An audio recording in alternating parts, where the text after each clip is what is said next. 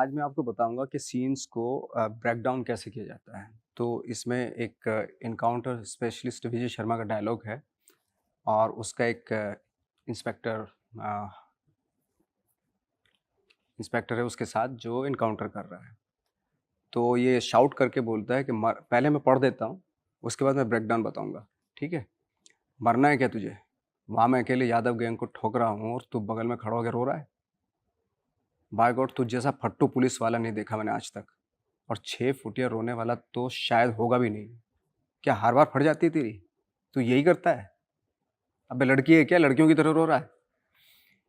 पिताजी belts belt से खाल उधेड़ दिया करते थे मेरी, अगर कभी आँख में पानी दिख जाए। लेकिन साला उसी चीज़ ने आज फौलाद बना दिया। शुक्रिया पिताजी, हेड कांस्टेबल थे आजमगढ़ में। इनकाउंटर करने के लिए शेर का जिगरा चाहिए। तुम्हें पुलिस हाँ, तो ये क्या है कि इसमें बहुत ही अलग-अलग डायलॉग हैं। एक तो एनकाउंटर की बात कर रहा है, एक उसको डाँट भी रहा है और दूसरा अपनी मेमोरी के बारे में बता रहा है।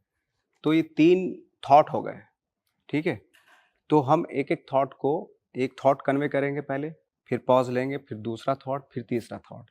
तो ये क्या होता है इस तरह होगा कि उसको गुस्सा आ गया, जो एनकाउंटर स्पेशलिस्ट है, विजय शर्मा, उसको गुस्सा आ गया, "बे मरना है क्या तुझे? वहाँ अकेले में यादव गैंग को ठोक रहा है और तू बगल में खड़ा होकर रो रहा है? साला।" अब पॉज़। तो यहाँ पे हम निशान लगा देते हैं ऐसे स्लैश करके, ये माना जाता है पॉज़ है, ठीक है? तो अब उसको डाँट रहा है, "साला तुझ जैसा फट्टू पुलिस वाला मैंने आज तक नहीं देखा, 6 फुटिया रो लेने वाला। क्या हर बार फट जाती है तेरी? तू यही करता है ऐसे लड़कियों की तरह रोता है? हैं?" यहाँ पे पॉज़ आ गया। अब ये अपने बचपन के बारे में बात बता रहा है। पिताजी बेल्ट से खाल उधेड़ दिया करते थे मेरी, अगर कभी आँख में पानी दिख जाए, तो साला उसी चीज़ ने और आज उसी चीज़ ने फौलाद बना दिया मुझे। और फिर एक मेमोरी में जाता है अपनी, शुक्रिया पिताजी, हेड कांस्टेबल थे। तो शुरू में आप इमोशन नहीं डालते, थोड़ा-सा ब्रेक डाउन करके जहाँ पे पॉजेज़ लेना है, जहाँ पे थॉट चेंज हो रहा है, तो इसमें 3 बार थॉट चेंज हो रहा है, तो वहाँ पे हमने निशान लगा दिया। ठीक है? तो एक बार और करते हैं इसको। विजय शर्मा, मरना है क्या तुझे? वहाँ मैं अकेले यादव गैंग को ठोक रहा हूँ और तू बगल में खड़ा होके रो रहा है? साला बाय गॉड तुझ जैसा फट्टू पुलिस वाला मैंने आज तक नहीं देखा। 6 फुटिया रोने वाला तो शायद होगा भी नहीं कभी। बे क्या हर बार फट जाती है तेरी? यही करता है तू? लड़कियों की तरह रोता है? साला। पॉज़। पिताजी थे मेरे, बेल्ट से खाल उधेड़ दिया करते थे। कभी आँख में पानी दिख जाए तो साला उसी और आज उसी चीज़ ने फौलाद बना दिया। फिर कहीं खो के बोलता है कि हेड कांस्टेबल थे पिताजी मेरे, आजमगढ़ के। तो ये थोड़ा-सा एक रियलिस्टिक इंप्रेशन देने के लिए थोड़ा नॉर्मली बात कर ली थोड़ा-सा। एनकाउंटर के लिए शेर का जिगरा चाहिए।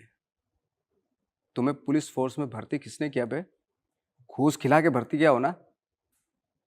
तुझे लगता है तेरा पहला दिन था। अच्छा ये एक थॉट हो गया, जो उसको वो लेट डाउन कर रहा है कि एनकाउंटर करने के लिए शेर का जिगरा चाहिए। तुम्हें पुलिस फोर्स में भर्ती किसने किया बे? घूस खिला के भर्ती हुआ है क्या? तुझे लगता है तेरा पहला दिन है, इसलिए मुश्किल था? ये यूपी पुलिस है बे, यूपी पुलिस। पहले दिन थाने में पहुंचते ही मुझे एक इमरजेंसी कॉल भेजा गया था, वो भी अकेले। तो अब अपने बारे में मतलब अपनी शेखी के बारे में बता रहा है, अपनी शेखी भंगार रहा है इससे। तो इस तरह का ये डाउनलोड उसको किया जाता है। तो एक्चुअली इसमें क्या है कि ये 4-5 थॉट हैं कि उसको डाँट भी रहा है, हैं? और अपने बारे में भी बता रहा है और ये कैसी फैमिली से था वो भी बता रहा है और एट द सेम टाइम जब वो फ़ोर्स में भर्ती हुआ था, तो उसके बारे में बता रहा है। जब मैं फ़ोर्स में भर्ती हुआ तो मेरे साथ ऐसे-ऐसे हुआ, तो पहले दिन ही मुझे कॉल आई और मैंने ये काम किया। तो अपने बारे में बता रहा है। तो दैट मीन के you have to be like me.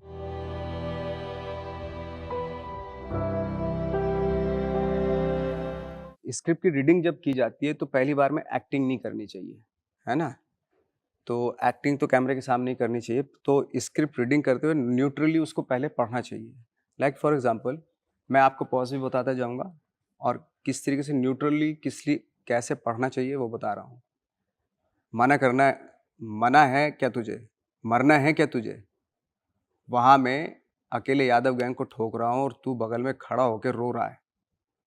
Pause, क्योंकि यहाँ पे अब थॉट चेंज हो रहा है।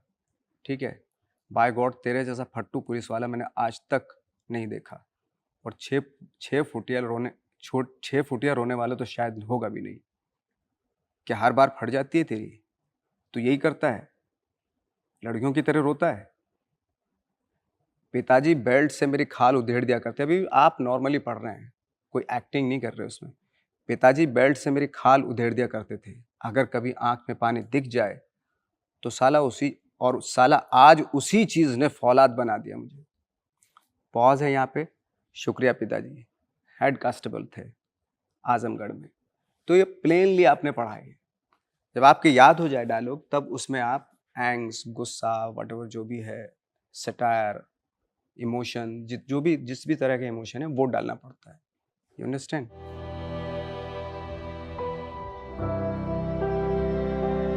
देखिए, ये जो अभी पीस हमने पढ़ा, इस पे मोमेंट डिसाइड डायरेक्टर करेगा। हो सकता है आपको ये चलते चलते बोलना है, हो सकता है खड़े होके बोलना है ना, हो सकता है आधी लाइन खड़े होके और आधी लाइन चलते हुए बोलनी है। ये डिसाइड जो है ना, कैमरे के सामने जब होते हैं आप, ये डायरेक्टर डिसाइड करता है, आप नहीं। आपको बस इसका एक, आपके जिम्मे क्या है कि आप इसका जो एंग्स, इमोशंस है ना, जो भी इसका इमोशन है, सटायर, जो भी जिस तरीके से वो सटायर मार रहा है या अपने बारे में शेखी भंगा रहा हो, वो इमोशंस आपको मालूम होने चाहिए। ये एक्टर को पता होना चाहिए। और जो कैरेक्टर है उसका, कैरेक्टर यहीं से शुरू नहीं हो रहा है, कैरेक्टर बहुत पहले से शुरू हो चुका है। इस कैरेक्टर की, अब फॉर एग्जाम्पल जैसे विजय शर्मा है, तो विजय शर्मा की पूरी बैकग्राउंड आप जानते हैं, कहाँ का रहने वाला है ये, कहाँ पैदा हुआ था, किस जगह पे इसने पढ़ाई की, है ना, तो कैसे ये इनकाउंटर स्पेशलिस्ट बना, और जब इनकाउंटर करता है तो इस पे क्या बीतता है, इसको अच्छा लगता है या बुरा लगता है, न्यूट्रल रहता है। तो ये सारी चीज़ें की जानकारी रखना एक्टर के लिए बहुत ज़रूरी होता है, जो डायरेक्टर भी हेल्प करता है आपको इसको बताने में, और आप भी इसको इंटरप्रेट कर सकते हैं।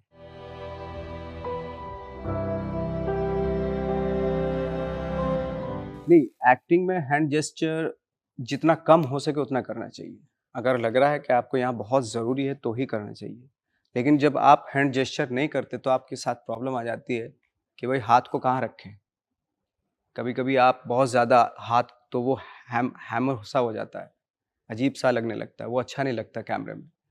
तो जितना कम चीज़ों का यूज़ करें, आई थिंक उतना अच्छा होता है। अननेसेसरी एक्सप्रेशन ना दें, अननेसेसरी जो है जेस्चर पोस्चर्स ना या हैंड जेस्चर ना करें, तो उससे कोई मतलब नहीं होता। क्योंकि सीन का जो फ़ोकस है, सीन जो ऑडियंस जो देख रही है वो सीन्स में आपके इमोशन को देख रही है और स्टोरी के साथ चल रही है ऑडियंस। अगर आप उसमें ज़्यादा कुछ करेंगे तो उसको डिस्टर्ब होता है ऑडियंस को, उसको लगता है कि यार ये बहुत ज़्यादा, ऑडियंस जो है वो स्टोरी से भटक जाती है। अगर आपके एक्स्ट्रा जेस्चर, पोस्चर्स या एक्सप्रेशन आने लगते हैं ना, तो वो स्टोरी से भटक जाती है। उसको सिंपली स्टोरी में इन्वॉल्व करो पहले।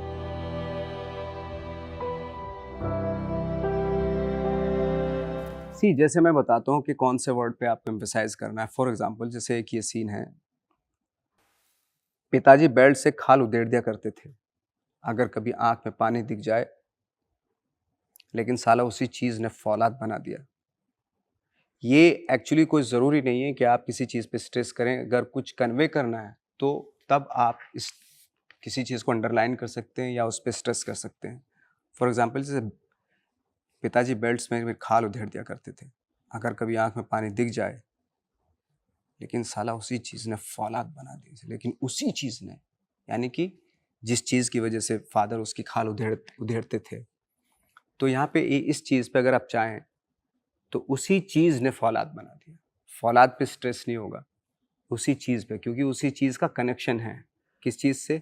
जब बचपन में उसकी खाल उधेड़ते, जिस बात पे उसके फादर उसकी खाल उधेड़ दिया करते थे, उसी चीज़ ने आज मुझे फौलाद बना दिया। तो उसी चीज़ पे आप स्ट्रेस कर सकते हैं। इस पैराग्राफ में सिर्फ एक यही चीज़, यही एक वर्ड है जिसको आप स्ट्रेस कर सकते हैं।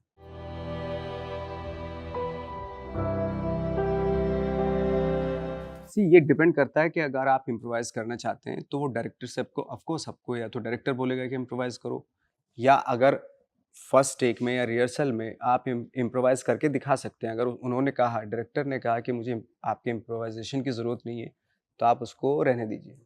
क्योंकि हो सकता है ओवरऑल स्टोरी में वो वर्क ना कर रहा हो आपका इम्प्रोवाइज़ेशन।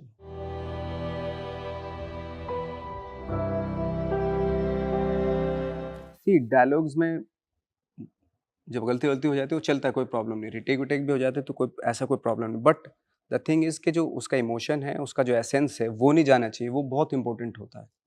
डायलॉग तो दुनिया में कोई ऐसा एक्टर नहीं होगा या कोई भी इंसान नहीं होगा जो डायलॉग में इधर-उधर ना हो जाता हो। तो डायलॉग का कोई प्रॉब्लम नहीं है। प्रोफ़ेशनली तो ये है कि आपको प्रॉपर डायलॉग याद करके आना चाहिए। अगर डायलॉग इधर भी हो जाता है, तो सेकंड टेक है, उसमें दे दीजिए, थर्ड टेक है, फोर्थ टेक है, कोई प्रॉब्लम नहीं। But the main thing is कि उसका जो एसेंस है सीन का, या उसका जो राइट इमोशन है या सुर है, वो अगर भटक गया तो फिर आप कितना भी बोलते बोलते रह जाओ डायलॉग्स, कुछ नहीं फ़ायदा होता उसका।